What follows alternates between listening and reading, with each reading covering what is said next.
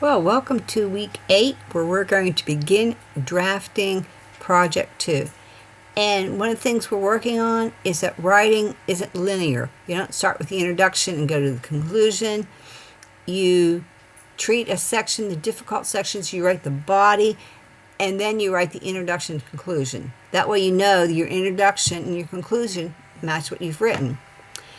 Go and find the template. You should have downloaded that, saved it on your computer, rename it, last name, first name, project 2.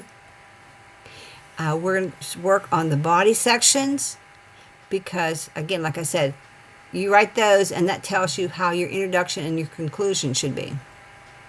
And here's what it's about. Locate your quotes. That's what you're going to do.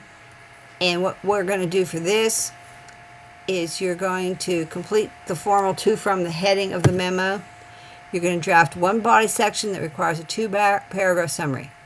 Logic, purpose, audience, integrating your required quotes.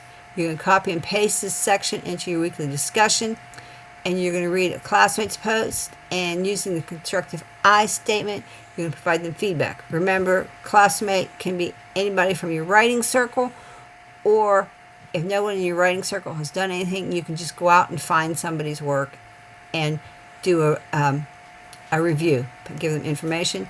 No formal reflection, just reflection due. Again, the feedback and deadlines, and just some comparisons of a weak and a strong summary. Extra credit. Remember, you can post questions you have and extra credit. You can email me or you can schedule a Zoom meeting. That's it for week 8. Bye.